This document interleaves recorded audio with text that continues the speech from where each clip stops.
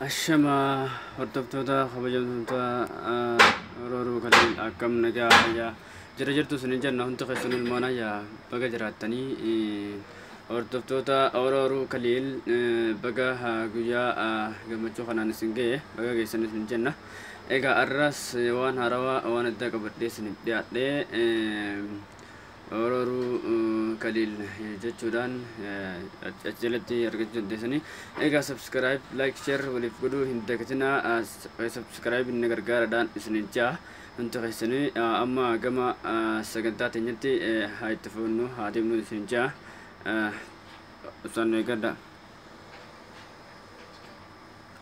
Egaa wanti kun mismaara yookaan buloona wayin hidhanii buloona wayin hidhan tokko buloona kana maal godhuu deemta shabakaa waan adda addaa shabakaa gartee keessattuu Oromiyaa keessatti wanni kun haalaan barbaachisaadha. Ammas deebitee shari'aa yookaan siimii mobaayilii siimii barbaadde jechuudha kan dalagus ta'e kan hin dalagus ta'e ni jechuudha isin ammas silkii reediyoon keessaa diimtuu san ni beeytaniimi silkii san haarawaa isii magaalarraa bitachuu ni dandeessanii reediyoo caccabirraa argachuu hin dandeessan akkasumas deebi ammas magnaatisa yookaan magneeta jaaniini yookaan magnaatisa jaaniini isa waa qabu san qopheeffattaa jechuudha.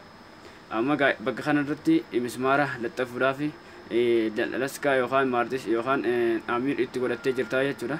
Amiir eegatti goote mismaara yookaan biloona reefu tanaa san garte san itti gootaa jechuudha. Ammas asitti laskaa itti goote yookaan amiir itti goote eegatti godhatte booda buloona itti gootaa jechuudha.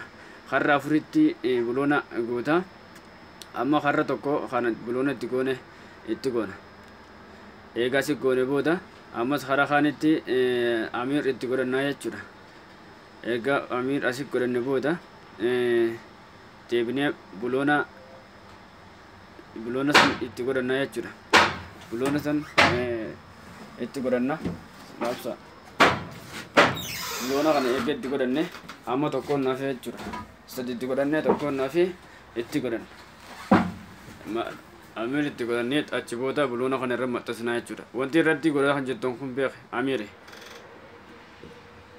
Amma itti godhattee erga itti godhattee mismaara yookaan buloona isa haarawaa ta'e beeke isatti lageessuun ta'an isa haarawaa itti godhattee ammas gubbaa kanarratti amiir godhannaa jechuudha.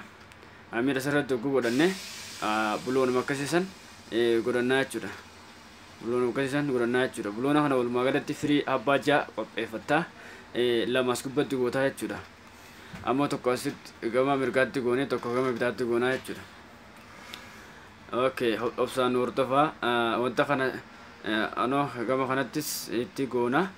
Eegaa si goone booda alaas amma bikka kanatti buloonni kun wanni irratti laxxafame kun magneetidha beeka yookaan magneetii kan reediyoo keessaa sanni beektanii sani magneetii yookaan maqnaatisa jaanii naannoo biraatti amma silkii isiidhaa silkii reefuu isin garsiisan silkii san fudhattanii jechuudha. Silkii sana itti marta obsaan nu eeggadhaa itti marta silkii tana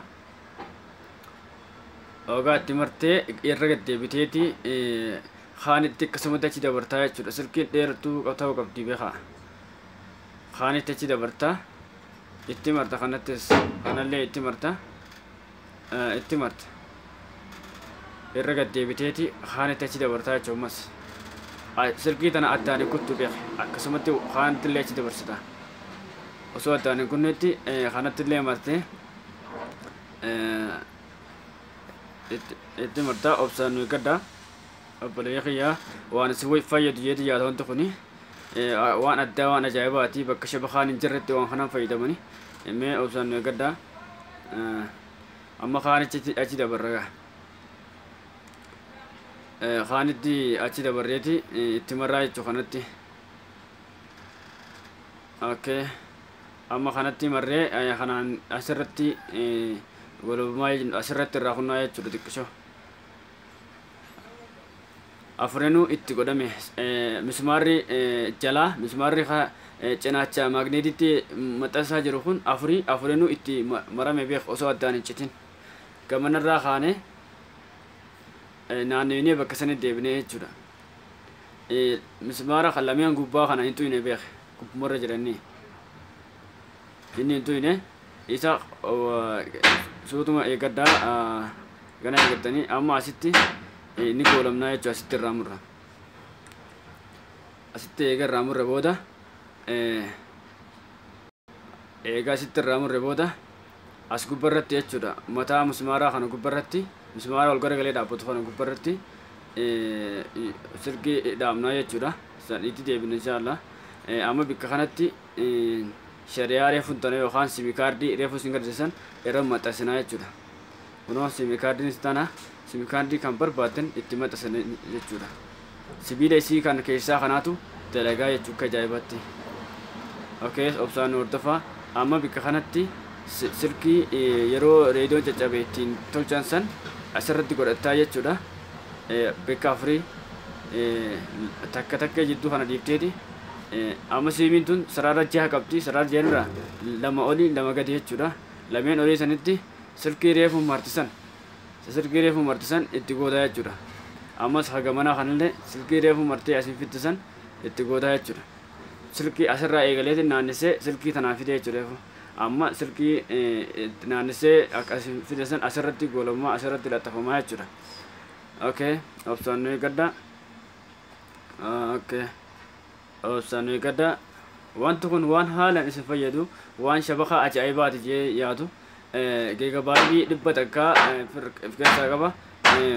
Mee kanallee ino amma shaana yookaan hudduu isa kutame irraa kutattee jechuudha.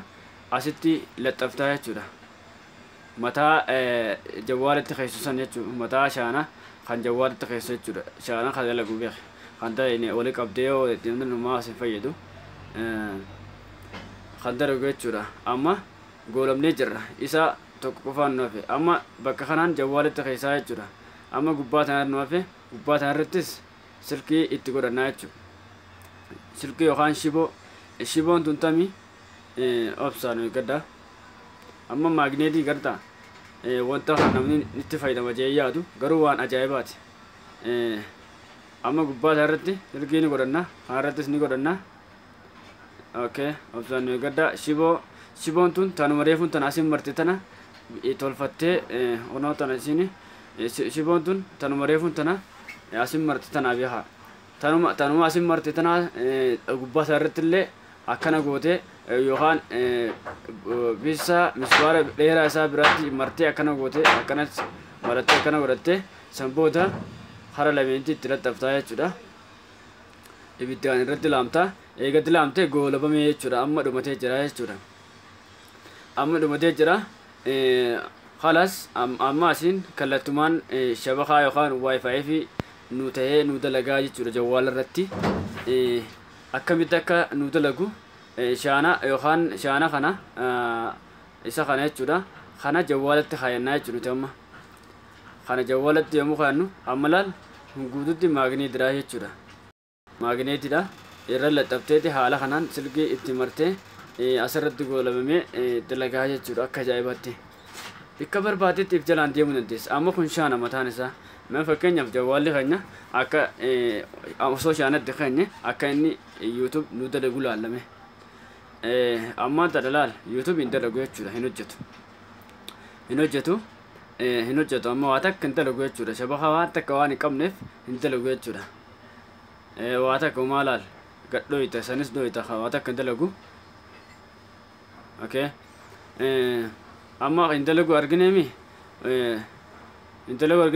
hudduu shaanaa mataa shaanaa kan achirratti reefu laxxafanne san itti keenyee ilaalla. Reefu hin dalaguumi amma mataa shaanaa kana itti keenyee ilaallame. Itti keenyee amma mataa shaanaa kana itti kaannee jirra. YouTube gadhooynee ilaallame. Kunoo reefu hin dalagu waan ta'eef amma tana akka ajaa'iba kanatti dalagaa jechuudha. Kunoo waan adda addaa waan akka nama gammachiisudha. Kunoo YouTube akka barbaadetti ilaalu Facebookis ta'e WhatsApp Imo waan adda addaa YouTube waan hunda itti fayyadamuu dandeessa irraa gabbuufachuus dandeessa filmiilee garaagaraatii fi koomedii adda addaa irra ilaaluu dandeessa akka barbaadetti jechuudha. Wanti ammaan tana dalagame kun wanti ammaan daldalaga kun waan addaati jechuudha. Keessattuu Oromiyaa keessatti namni daataan fayyadama waan ta'eef daataan achitti yeroo amma waan hin argamneef keessattuu wanti kun Oromiyaatti haalaan nama fayyada haalaan gartee nama fayyada jeetii yaada hedduun irraa gammadaa jechuudha maashaallaadha. Warri karaa alkallattii ta'een seera kanaan yoo deemtan seera kanaan yoo itti fayyadamtan isiniif dalagaa yookaan isiniif hojjetaa osoo karaa kiriin goone osoo gamaa gamna jenne seera kanaan yoo dalagdan isiniif hojjetaa jeetii yaada. Egaa kabajamtoota hordoftoota Oromoo Kaliil arra barnoonni nuti arraaf qabnu kana egaa subscribe like share godhaa subscribe keessattuu subscribe hedduu na gargaara isin jaa YouTube channelin koo haaraa waan ta'eef ammaan hojii eegalee anilleen kanaaf arraaf barnoonni keenya kana xiqqoo booda barnoota biraatiin qabannee haga walitti deebinu turtii gaarii isin jenna gaa'ee barnoonni keenya kan arraa kana fakkaata amma biraatiin walitti deebinu gaa turtii gaarii isin jenna obboleeyya kiyyaa jabaadha galatooma ulfaadha ciao.